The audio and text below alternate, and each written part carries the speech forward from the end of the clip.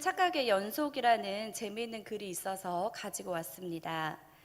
꼬마들은 울고 떼쓰면 다 되는 줄 알고 시련을 당한 사람들은 자신의 경험이 세상에서 제일 아픈 줄 압니다.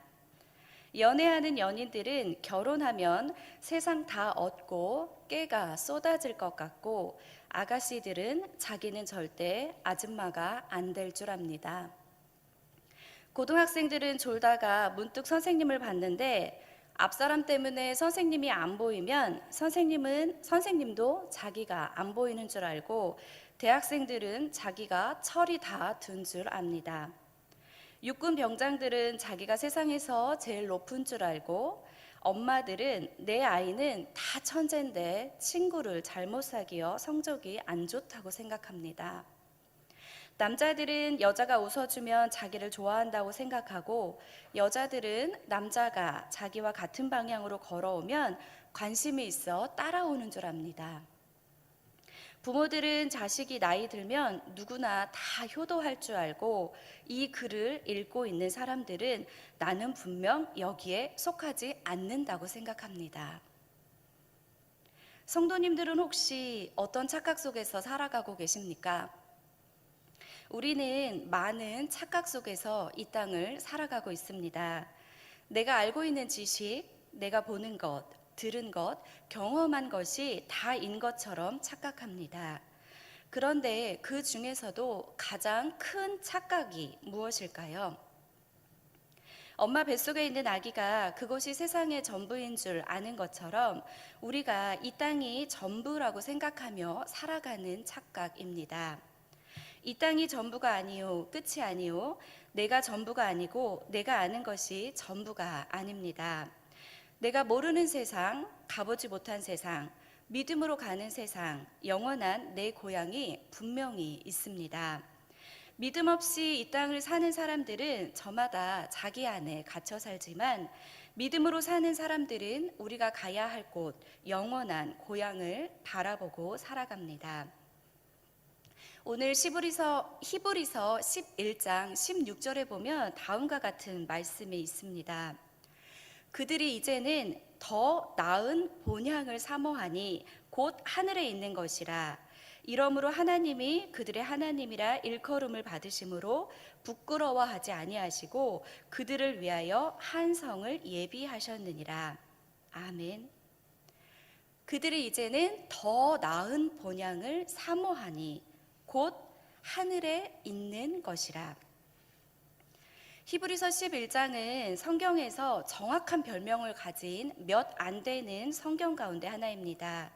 고린도전서 13장이 사랑장, 고린도전서 15장이 부활장이라고 한다면 히브리서 11장은 믿음장입니다. 히브리서 11장은 1절부터 40절까지 되어 있는데 그 가운데 믿음이라는 단어가 20번 이상이나 반복이 되고 있습니다. 예수님께서는 이 땅에 계시는 동안 제자들이나 사람들을 꾸짖을 때가 있었는데 믿음과 관련할 때가 많이 있음을 보게 됩니다.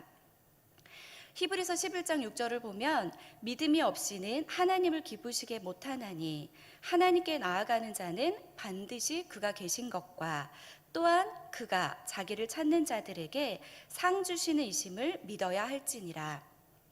믿음이 없이는 하나님을 기쁘시게 하지 못한다고 분명하게 말씀하고 있습니다.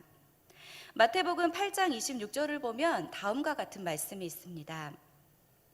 예수께서 이르시되 어찌하여 무서워하느냐 믿음이 작은 자들아 하시고 곧 일어나사 바람과 바다를 꾸짖으시니 아주 잔잔하게 되거늘.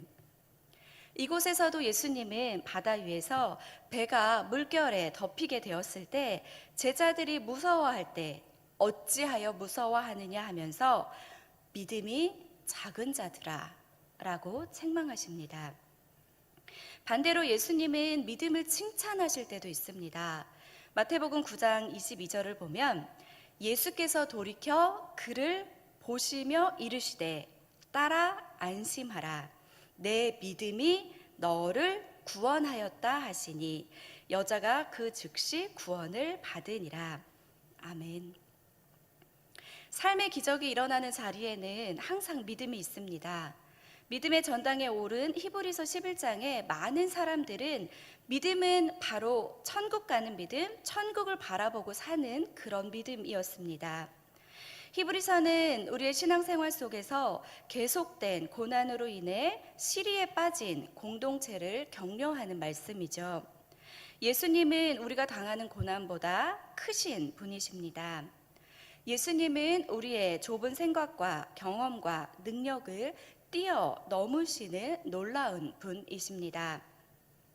우리가 주님만 바라보고 주님만 의지하면 주님께서 우리의 길을 밝혀주시고 우리의 생각을 뛰어넘는 놀라운 역사를 이루어 주십니다. 어느 시골의 통나무집에 몸이 허약한 한 남자가 살고 있었습니다. 그 집 앞에는 큰 바위가 있었는데 그 바위 때문에 집에 들어오고 나가기가 너무 힘들었습니다. 어느 날 하나님이 꿈에 나타나서 이야기합니다. 사랑하는 아들아, 집 앞에 바위를 매일 밀거라. 그때부터 그 남자는 희망을 가지고 매일 바위를 밀었습니다. 비가 오나 눈이 오나 추우나 더우나 바람이 부나 열심히 바위를 밀었습니다. 그런데 1년이라는 시간이 지나자 점차 실증이 나기 시작했고 회의가 생겼습니다. 바위의 위치가 어느 정도 변해졌는지 측량해 봤더니 바위는 단 1cm도 움직이지 않았습니다.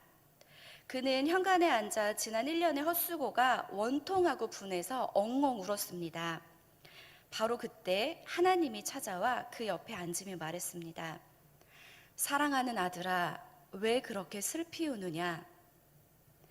하나님 때문입니다. 하나님 말씀대로 지난 1년 동안 희망을 가지고 열심히 바위를 밀었는데 바위가 전혀 옮겨지지 않았습니다. 하나님이 말씀하셨습니다. 나는 내게 바위를 옮기라고 말한 적이 없다. 그냥 바위를 밀라고만 했을 뿐이야. 이제 거울로 가서 내 자신을 다시 한번 보렴.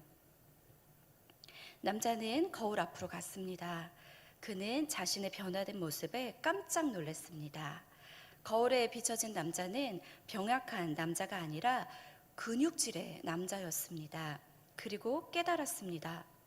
지난 1년 동안 밤마다 하던 기침도 없어졌고 매일 아침 자고 일어나면 기분이 상쾌했고 잠도 잘 자고 있었네. 하나님의 계획은 바위의 위치를 변화시키는 것이 아니라 그를 변화시키는 것이었습니다. 그의 변화는 바위를 옮겼기 때문에 일어난 것이 아니라 하나님 말씀에 믿음으로 순종하여 매일 바위를 밀었기 때문에 생겼습니다. 우리의 생각을 뛰어넘는 놀라운 역사를 이루어 주시는 분이 바로 우리 주님이십니다. 그렇다면 믿음이란 무엇일까요? 오늘 히브리서 11장 1절은 이렇게 시작합니다. 히브리서 11장 1절의 말씀을 같이 한번 읽어보겠습니다. 1절만 합독해서 함께 읽겠습니다. 시작. 믿음은 바라는 것들의 실상이요 보이지 않는 것들의 증거니. 아멘. 분명히 이야기하고 있습니다. 믿음은 인간이 보지 못하는 사물들에 대한 확인이라는 것이죠. 하늘의 세계는 바라는 세계, 볼 수 없는 세계. 하늘의 세계는 우리 인간의 감각에서 벗어나 있습니다. 믿음은 바라는 것들을 있게 하는 것이요 보이지 않는 것을 보이게 하는 것입니다. 이스라엘의 옛 조상들은 믿음으로 역사적 증거를 주었습니다. 하나님은 그들에게 자기 자신을 알려줌으로 증거를 주었습니다. 그 증인들은 성서를 통하여서 그것들을 우리에게 말하고 있는 것이죠. 믿음으로 우리는 하나님의 존재를 확신할 수 있고 천국을 확신할 수 있고 예수님의 십자가 대속과 부활과 재림을 확신할 수 있습니다.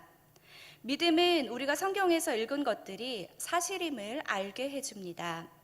믿음이 어떤 사실을 만들어내는 것은 아니지만 믿음은 성경에 나온 그 기사들이 사실임을 우리에게 알게 해 줍니다. 그 기사들이 실체인 것을 증명해 주는 것이죠. 믿음을 이 성경이 우리에게 믿어지게 해 줍니다. 나의 믿음이 없어도 성경에 나온 기사들은 사실입니다. 존재하는 것들입니다. 진리입니다. 그러나 믿음이 있어야 그런 것들이 내게 실제로 다가오고 믿어지는 것이죠. 믿음이란 하나님께서 살아계시며 선하시다는 것, 하나님께서 의로운 일을 행하실 것이라는 것을 확신하는 것이죠. 모든 것을 창조하신 분이 피조물을 그냥 내버려 두지 않으실 것과 어둠에 빛을 보내고 우리의 작은 신음에도 반응하신다는 것을 믿는 것입니다. 믿음은 바라는 것들의 실상. 여기서 믿음이라는 단어는 헬라어 피스티스라는 단어를 사용을 하면서 영어의 페이스의 어원이자 동일한 의미를 가지고 있습니다. 신에 대한 믿음, 어떤 사람에 대한 신용, 이러한 의미들은 영어의 이 페이스와 크게 다르지 않지요. 바라는 것들, 소망이란 단어의 뿌리를 두고 있는 기대하다, 갈망하다. 실상은 확신하다. 믿음, 바라는 것들, 실상. 이 세 가지를 합해보면 믿음은 바라는 것들을 확신하는 것이다 라고 다시 이야기할 수 있습니다. 여기서 믿음이 갖는 몇 가지 특징은 첫째는 믿음의 주체가 있어야 하겠죠. 믿는 사람, 믿음의 주체, 자신, 그리고 믿음의 속성, 믿음, 믿는 행위가 있어야 합니다. 믿음의 대상 또는 내용, 믿음은 근본적으로 믿음의 대상이 없다면 존재할 수 없고 또 형성될 수도 없겠지요. 제가 다시 한번 1절의 말씀을 정리해 보면 믿음은 바라는 것들을 확신하는 것이며 보이지 않는 것들을 논리적으로 따져서 명백하게 선언하는 행위이다. 히브리어 기자는 이 믿음에 대해 정의하면서 그것은 마음으로 확신하며 이성과 삶으로 증명해내는 것으로 설명하고 있습니다. 믿음은 보이지 않는 것을 보고 볼 수 없는 것을 보게 합니다. 믿음은 보이는 것이 전부가 아니라 그 이상에 있다는 것을 말해줍니다. 반대로 믿음이 없다면 우리는 보이는 것들로부터도 하나님을 추론할 수 없겠지요. 육신의 눈을 의지하는 사람은 눈에 보이는 것만을 가지고 판단합니다. 그래서 어려움을 만나면 불가능하다는 결론을 내리죠.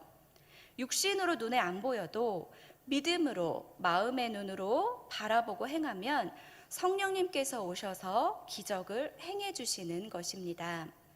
우리가 눈으로 보는 것만 따라 행하면 하나님의 도우심을 필요로 하지 않습니다.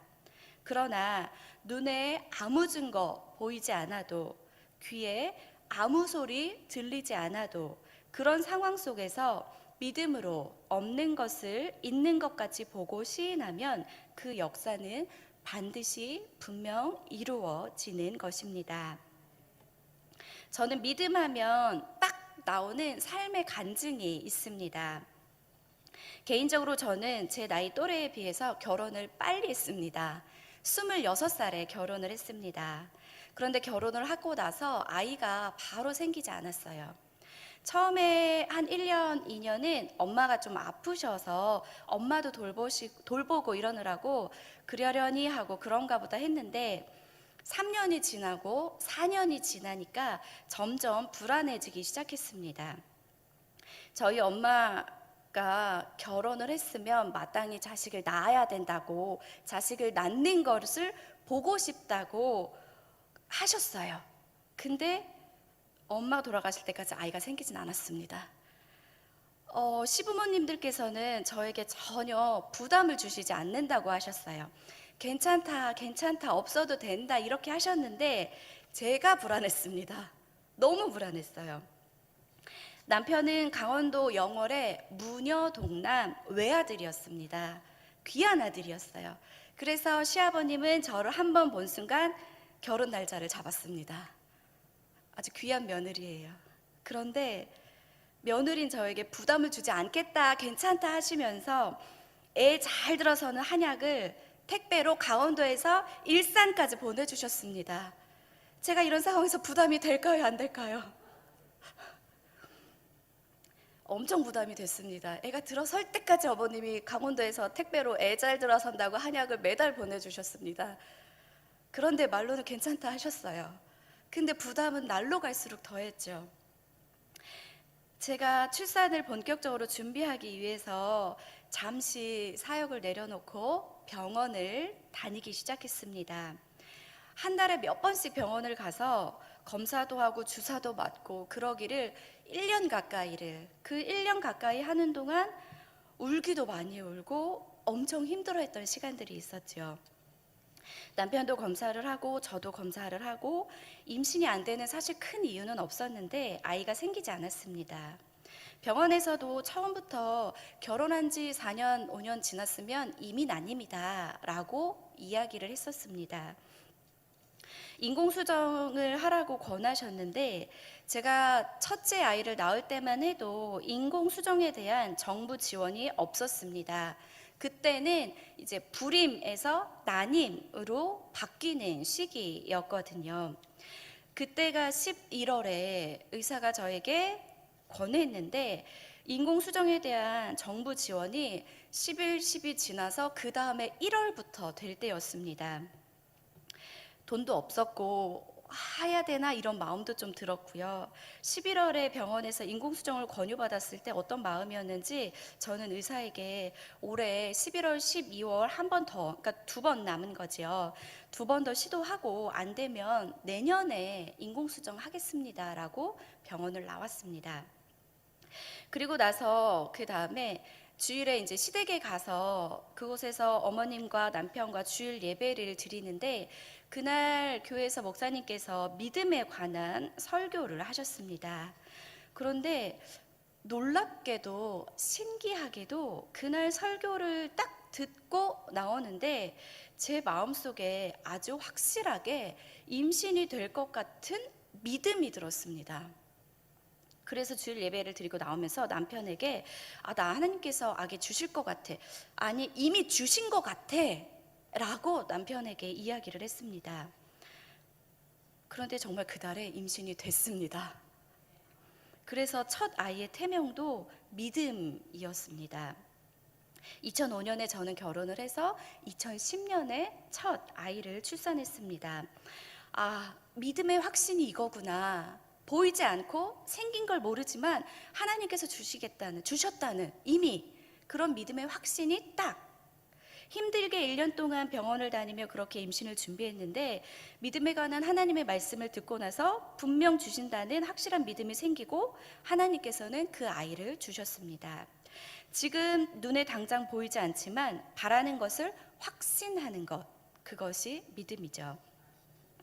저는 첫 아이가 5살이 지날 때 또 마음의 불안함이 생겼습니다. 첫 아이를 5년 만에 낳았으니까 둘째도 5년 지나면 생기겠지 하는 마음으로 1년, 2년, 3년, 4년은 그냥 갔는데 5년쯤 됐는데 안 생기니까 또 불안하기 시작했습니다. 저는 사실 아이 욕심이 많아서 많이 낳고 싶었는데 병원을 또 갔지요. 이번에도 검사와 주사를 반복하며 임신을 하려고 애를 썼고 첫 아이 때보다도 빠르게 병원에서는 인공수정을 권하셨습니다. 나이도 많고 첫 아이도 힘들게 낳았기에 인공수정을 하는 게 어떻겠냐라는 것이었습니다. 그래서 저는 인공수정을 하겠다라고 마음을 먹고 인공수정에 필요한 검사들을 하나씩 해 나가고 있었습니다. 인공수정을 하려면 그에 따르는 앞전 검사들이 다 통과가 돼야 정부 지원을 받고 할 수 있기 때문에 그렇게 병원을 다니던 중에 첫째가 7살 여름방학이 되어서 병원에 가는 날 아이를 데리고 병원에 갔습니다. 병원에서 진료를 기다리고 있는 저에게 아이가 묻더라고요. 엄마 여기서 뭐 해? 그래서 저는 친절하게 대답해 주었습니다. 그때까지 저희 아들은 식기도 때마다 빼놓지 않는 게 하나님 저에게 동생 주세요 라는 기도였습니다. 그래서 제가 너 매일 동생 달라고 기도하잖아. 그래서 병원에 왔어. 라고 이야기했습니다. 설교를 준비하면서 그때 기억들이 떠올라서 제가 이렇게 메모해 놓은 것을 다시 펴서 확인했는데 이렇게 써 있었어요. 엄마, 아기는 하나님이 주시는 거잖아. 병원에서 주는 게 아니잖아. 기도하고 기다리면 되는데 엄마는 왜 병원에 와? 왜 병원에서 달라고 해? 이렇게 아들이 저에게 반문했더라고요. 그리고 그 밑에 제가 이렇게 써 놓았습니다. 아들보다 못한 엄마의 믿음, 점점점. 아들은 기도하면서 하나님께서 동생을 주실 거라는 확실한 믿음을 가지고 있었는데, 저는 기도하면서 병원에서 달라고 의료진을 믿고 기술을 더 믿었던 것이죠. 물론 상황에 따라 의료진의 도움이 필요합니다만 제가 지금 그것을 이야기하려는 것이 아니죠. 저는 그날 인공수정 날짜를 잡으러 간 날이었습니다. 인공수정 날짜를 잡으러 갔다가 하지 않겠다고 이야기하고 그 다음부터는 병원을 다시는 가지 않았습니다. 그리고 그해 겨울부터 제가 이곳 하늘빛 광성교회에서 사역을 하기 시작했습니다. 사역을 하면서 사역자가 이렇게 교회 가서 말씀 듣는 것이 좋구나, 찬양하는 것이 좋구나, 기도하는 것이 좋구나라고 느낀 거는 참 오래된 사역 가운데서도 새롭게 느끼는 마음이었습니다. 그래서 교회를 참 열심히 다녔습니다. 2017년 6월에 한 달 내내 금요일마다 금요 성령 집회가 있었습니다. 저희 교회는 금요일날 코로나로 인해서 올해는 조금 어려웠지만 금요 성령 집회가 있죠. 마지막 기도 시간에 목사님께서 안수 기도 받고 싶은 분들 다 이제 나오시라고 해서 안수 기도를 해주셨습니다. 사실 사역자들은 담임 목사님께 그런 상황에서 안수 기도를 받는 일이 없습니다. 쉽지 않죠. 흔한 일이 아니죠. 그런데 무슨 마음이었는지 예배가 다 끝나고 교인들의 안수 기도가 다 끝난 다음에 목사님께서 이렇게 나오실 때 저기 방송실 앞에 앉아 있다가 저기서 기다렸다가 목사님께 안수 기도를 받았습니다. 제 기도 제목은 건강과 임신이었습니다. 지금까지도 그 뒤로도 목사님께 기도를 받은 적은 없습니다. 그때는 무슨 마음이었는지, 성도님들도 언제든지 주저 말고 목사님께 기도받고 싶은 일이 있으면, 아니 기도 받아야 할 일이 있으면 주저 말고 받으시기 바랍니다. 제가 그렇게 기도를 받고 둘째가 생겼을까요? 안 생겼을까요? 할렐루야. 그때도 기도받고 마음의 확신, 믿음의 확신이 분명하게 들었습니다. 제 기억으로는 6월 마지막 주에 금요 성령 집회 때 기도를 받고 7월 둘째 주에서 셋째 주 정도에 여름 상경 학교 할 때 제가 임신이 된 것을 알았습니다. 첫 아이 낳고 8년 차이 동생을 낳았습니다. 하나님께서는 저에게 이 임신이라는 과정을 통해서 확실한 믿음의 확신, 그리고 믿음의 확신이 생기면 마음에 평화가 온다는 것까지 저에게 보여주셨습니다. 예배 때 말씀을 통해, 기도를 통해 육신의 눈으로만이 아닌 보이지 않는 것을 믿는 믿음을 보여주셨습니다.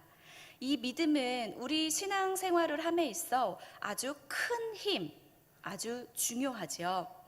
신앙생활을 하면서 이 믿음을 잃어버리고 놓쳐버리면 우리 신앙생활의 힘을 잃어버리게 됩니다. 종교 활동을 하고 있는 것에 불과합니다. 믿음의 사람은 현실에 안주하지 않습니다. 신앙생활을 오래 했다고 해서, 봉사를 많이 했다고 해서 절대로 현실에 안주하지 않습니다. 나이가 들어서 힘이 없고 늙어가는 것이 아니라 믿음이 없고 소망을 잃어가기에 우리는 힘이 없고 늙어가는 것입니다. 믿음이 있어야 사역에 힘이 생기고 비전이 생기고 성령으로 충만하여 이것이 육적인 일인지 영적인 일인지 구분할 수 있습니다. 믿음이 있는 사람은 영적인 승리자입니다. 믿음은 환상이 아니라 사실입니다. 아까 보았던 히브리서 11장 7절의 말씀을 보면 믿음이 없이는 하나님을 기쁘시게 할 수 없다 했습니다. 이 믿음은 하나님을 기쁘시게 하는 일과 불가분의 관계에 있는 것이죠. 아무도 믿음이 없이는 하나님을 기쁘시게 할 수 없습니다. 성도님들, 믿음이 있습니까? 오늘 설교의 제목은 이것입니다. 믿음이 있습니까? 히브리서 11장을 쭉까지 다 읽어보면 믿음의 사람들이 쭉 나오지요. 아벨에게서부터 시작해서 에녹, 노아, 아브라함, 사라, 이삭, 야곱, 요셉, 모세, 라합, 기드온, 바락, 삼손, 입다, 다윗 및 사무엘 선지자들. 히브리서 기자는 일일이 이것들을 내가 다 말하려면 시간이 부족하다라고 표현하고 있습니다. 그러면서 이런 사람들은 세상이 감당하지 못한다라고 말합니다. 이들은 모두 믿음의 증인들입니다. 그래서 그 이름들을 소중하게 기록한 것이죠. 그들은 약속된 것을 받지 못했지만, 보이지 않는 일이었지만, 갈 바를 알지 못했지만 믿음으로 순종했습니다. 믿음의 확신을 가지고 있었고 믿음으로 결단했던 사람들입니다. 요즘 사람들이 세상 살아가는 것이 너무나 어렵고 힘들다고들 많이 말하고 있습니다. 그러나 정작 사실 우리가 살아가는 이 세상을 무겁고 어렵게 만드는 것은 우리의 현실이 아니라 이 현실을 어렵고 무겁게 생각하는 우리의 태도가 아닐까 합니다. 어려움들은 항상 존재했습니다. 우리는 이해할 수 없는 고난 앞에서 절망하고 낙심하죠. 믿는 사람들은 고난에 대해, 악에 대해, 가난과 핍박과 질병, 여러 심각한 문제에 대해서 시원한 대답을 할 수가 없습니다. 우리가 이해할 수 없는 일이 너무나 많이 있기 때문이죠. 나의 삶 가운데서 왜 이러한 고통과 슬픔과 괴로움을 당하고 살아야 합니까? 왜 나는 병들었습니까? 왜 내가 망해야 합니까? 왜 내가 배신당해야 합니까? 왜 내가 이런 모욕과 무시를 당해야 합니까? 전지전능하신 하나님의 무한하시고 영원하신 계획과 섭리를 우리는 머리로 이해할 수는 없습니다. 인생을 변화시키는 능력은 하나님의 능력을 알고 믿는 것입니다. 말씀에 순종하고 성령님께 의지하면 전능하신 하나님은 사랑하는 우리 자녀들의 작은 신음에도 민감하게 반응하시며 내 뜻이 아닌 하나님의 뜻대로, 내 방식이 아닌 하나님의 방식대로 변화시킬 것입니다. 종교개혁가들은 성경과 더불어서 우리의 믿음을 소유하기 위해서 철저하게 예수 그리스도와 하나님 말씀을 의지해야 한다고 가르쳤죠. 오직 믿음, 오직 은혜, 오직 성경. 그렇다면 지금까지 우리가 이렇게 말해온 이 믿음은 우리가 어떻게 가질 수가 있는 것일까요? 예수 그리스도를 통해서 우리에게 주어지는 하나님의 믿음은 하나님의 말씀인 성경을 통해서 우리에게 주어집니다. 로마서 10장 7절의 말씀인데요. 로마서 10장 7절의 말씀은 한 목소리로 함께 합독할게요. 시작. 믿음은 들음에서 나며 들음은 그리스도의 말씀으로 말미암았느니라. 아멘. 믿음은 들음에서 나며 들음은 그리스도의 말씀으로 말미암았다. 그 믿음은 생기려면 어떻게 해야 돼요? 들어야겠죠. 그 들으려면 또 어떻게 해야 돼요? 하나님의 말씀을 봐야겠죠. 우리가 갖는 믿음은 우리 스스로 어떻게 해서 얻어지는 것이 아니라 하나님께로부터 값없이 주어지는 하나님의 은혜, 말 그대로 믿음입니다. 이러한 믿음의 소유를 하기 위해서 우리는 철저하게 예수 그리스도를 의지하고 또 성경은 믿음의 근원이 예수 그리스도임을 분명하게 우리에게 말해주고 있습니다. 이 하나님의 믿음은 선포된 하나님의 말씀을 들을 때 생겨납니다. 믿음은 기도의 자리에 있을 때 생겨납니다. 믿음은 예배의 자리에 가장 강력하게 임합니다. 기도의 자리, 은혜의 자리, 예배의 자리에 최우선 순위를 두고 나아가시기 바랍니다. 그래서 우리의 삶이 믿음의 삶이 되기를 축복합니다. 믿음의 삶이 되려면 방금 말씀드린 것처럼 말씀을 통해, 기도를 통해, 예배를 통해 생겨났다면 우리가 있어야 할 그 자리에 있어야 하는 것이 기본이겠지요. 그럼 그렇게 우리에게 믿음이 있다면 우리의 삶의 모습은 어떠해야 할까요? 첫 번째, 믿음의 생각을 하시기 바랍니다.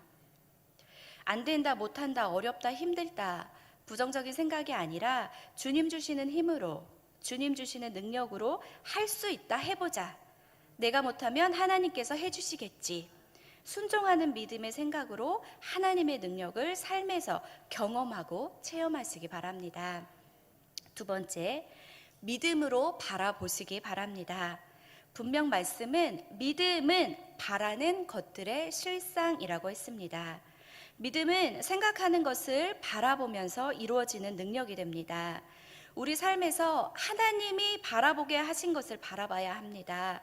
가장 먼저 우리는 누굴 바라봐야 할까요? 믿음의 주요 온전케 하시는 이인 예수를 바라봐야 합니다. 예수님을 바라보시기 바랍니다. 세 번째, 믿음의 말을 하시기 바랍니다. 말은 단순히 의사소통의 역할만 하는 도구가 아니죠. 야고보서에서 혀는 배의 키와 같다고 했습니다.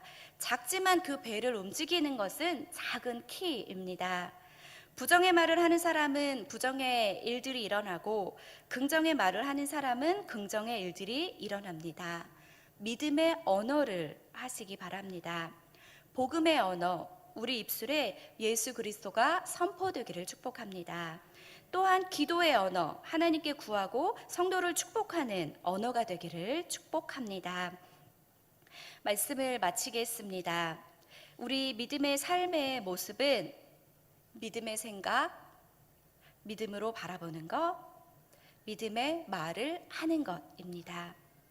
우리 삶의 자리가 예배의 자리, 기도의 자리, 믿음의 자리가 되고 우리 삶의 모습이 믿음의 사람으로 서 계시기를 축복을 합니다. 믿음의 생각으로, 믿음으로 바라보고 믿음의 언어로 오늘도 우리는 이 땅을 살아가고 있지만 이 땅이 전부인 것처럼 착각하지 말고 하늘에 소망을 두고 믿음으로 하루하루를 사시는, 승리하시는 삶을 사시는 성도님들이 되시기를 축복합니다.